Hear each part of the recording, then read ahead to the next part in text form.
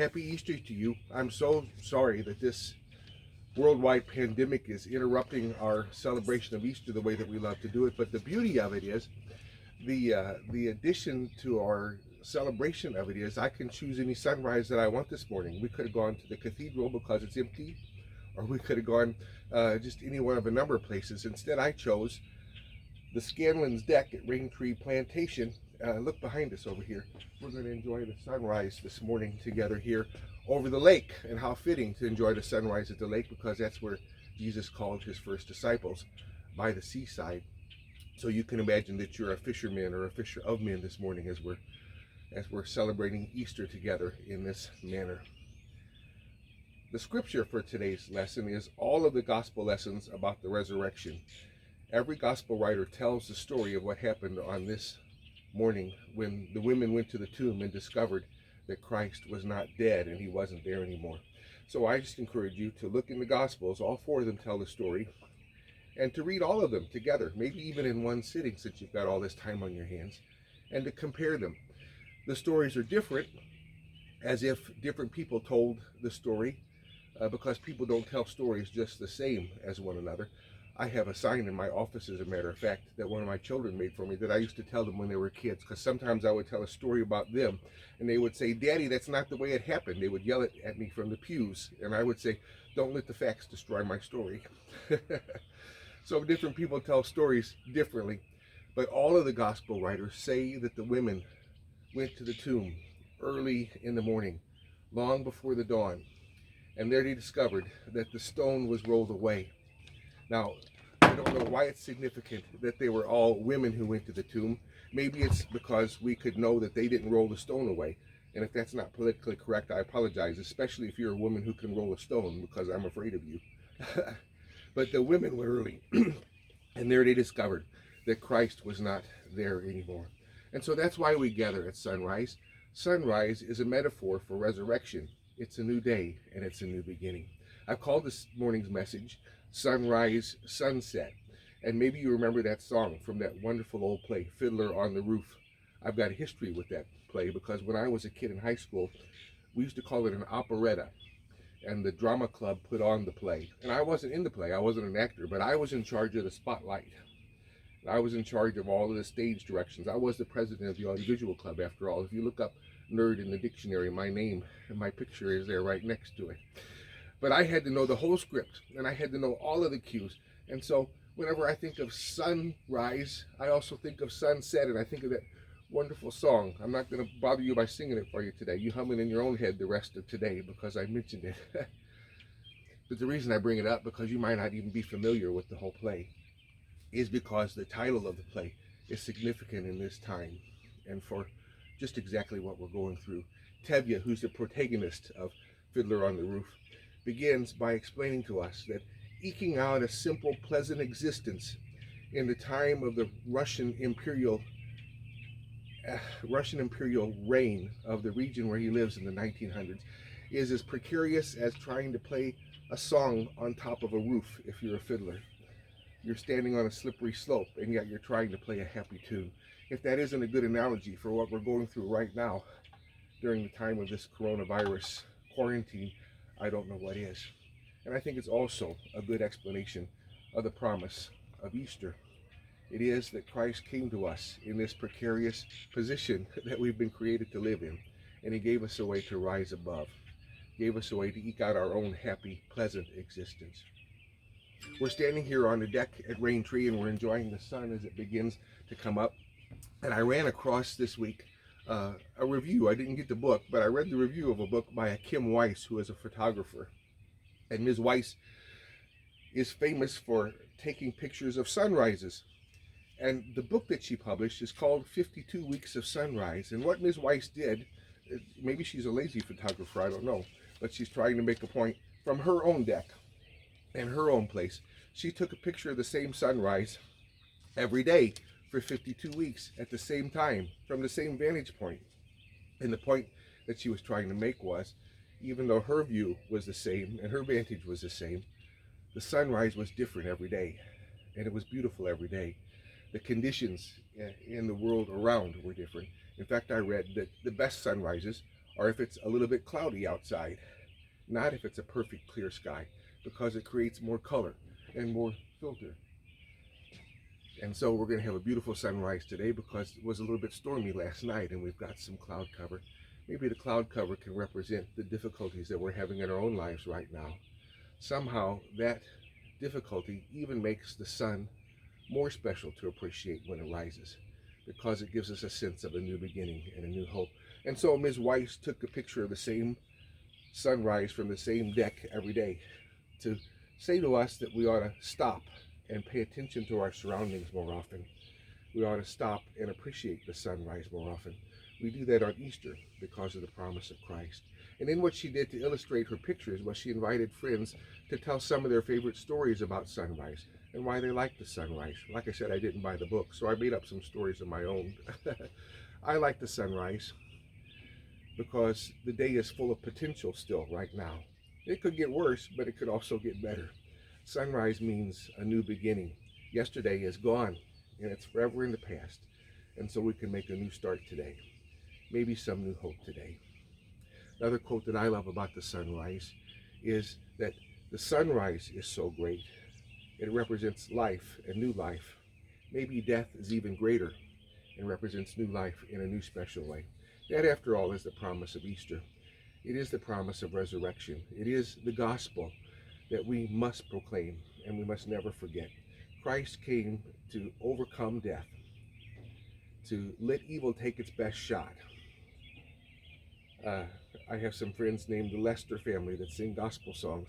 They have a song called about Jesus' tomb called "He Only Needed It for the Weekend."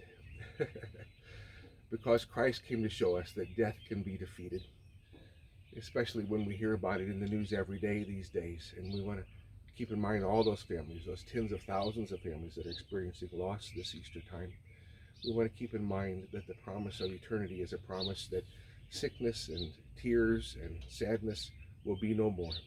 The reason we're so happy and joyful on Easter and we get up early and do crazy things like go on our neighbors' decks is because of the great joy that it gives us to know that we have a message of hope. And that's what this is all about. You know, I read an article this week that I think that we all could use this time. It was all about how to nurture hope, how to foster hope in our lives, and how to ease anxiety. And so I want for the sunrise to be a metaphor for Easter, and Easter to be the way that we can think about to foster hope in our lives. The Apostle Paul says it, after all, in the 5th chapter of the book of Romans, and it's one of my favorite verses in the whole Bible. Romans chapter 5, Paul says, suffering produces endurance, and endurance produces character, and character produces hope. And hope does not disappoint us.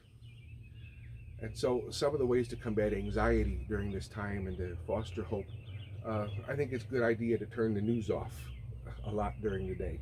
I've made myself come to only watch it once in the morning and once at night, and I'm a news junkie, but it really fosters anxiety to watch it too much.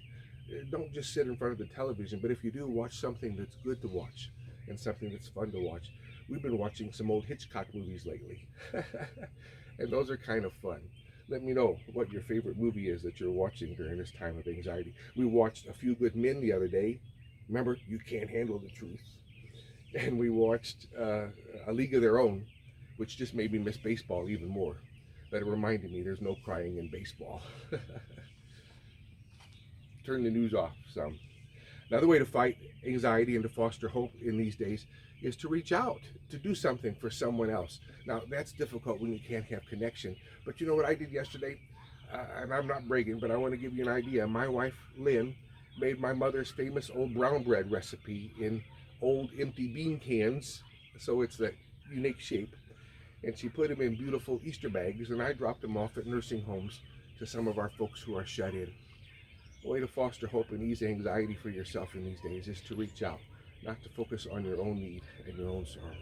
The last one that I think is important to foster hope and fight anxiety is to remember difficult times that you've had in the past. Does that seem morose?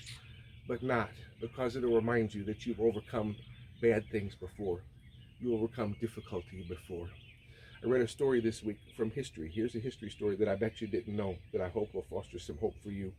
It was that there was a plague in 1816, actually not a plague, but it was called the year without a summer. There was an Indonesian volcano that erupted, and the Indonesian volcano blocked the sun for weeks on end, and that made there not be a summer. It caused crop failure all over the world in 1816. It even destroyed Thomas Jefferson's farm.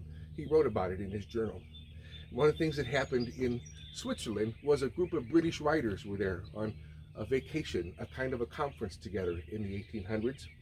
And they decided in their quarantine, like we are quarantined, that they would challenge one another to write the scariest story that they could think of, the most frightening story that could be invented. And the story that was written by a Mary Shelley was Frankenstein. Can you imagine? Now, whenever I think of Frankenstein, I think of Mel Brooks. I can see Peter Boyle singing, "Putting on the Ritz."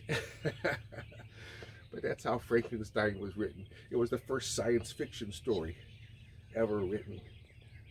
The point is that difficulty, troubled times, can also cause innovation and invention and newness of life and new joy. In fact, the fact is that it always does.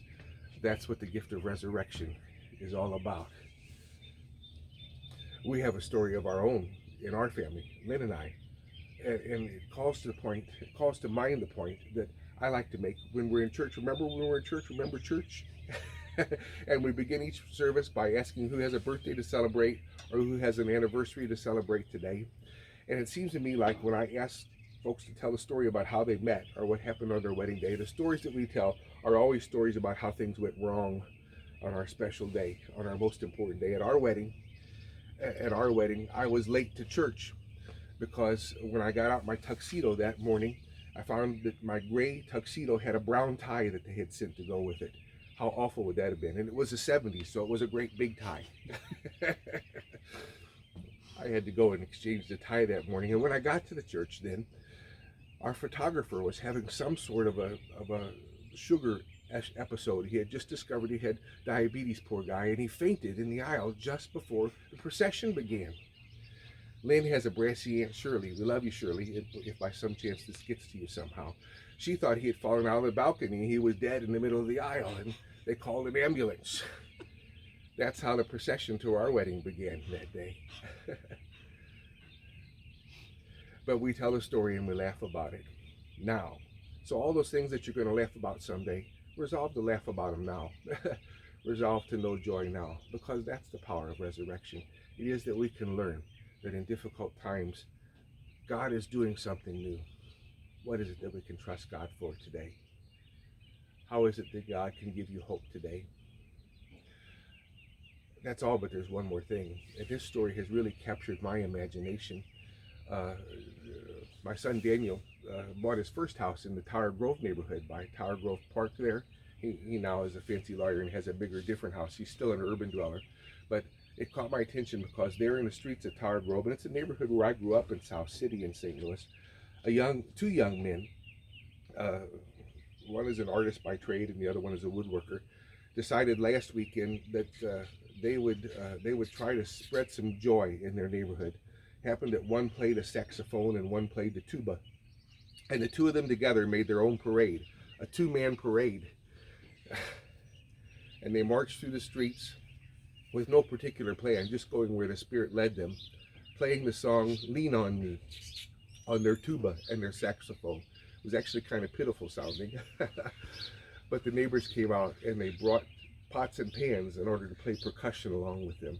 Now that was 2 weekends ago actually, and I noticed that last weekend that some drummers had actually joined them. And a parade now happens almost every night in the streets of Tower Grove neighborhood. Listen, here's the question that I think we could ask ourselves this Easter morning, this 2020 Easter, this global pandemic Easter.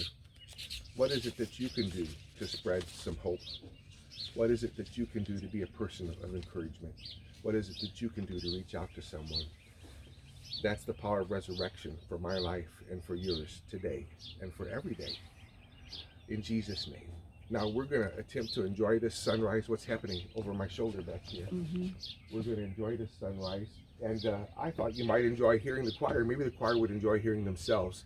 We're going to cross our fingers and hope that this works. Tom and Don are behind the camera, being the road crew this morning, and we're going to try to listen to the choir welcome this sunrise. Blessed Easter to you.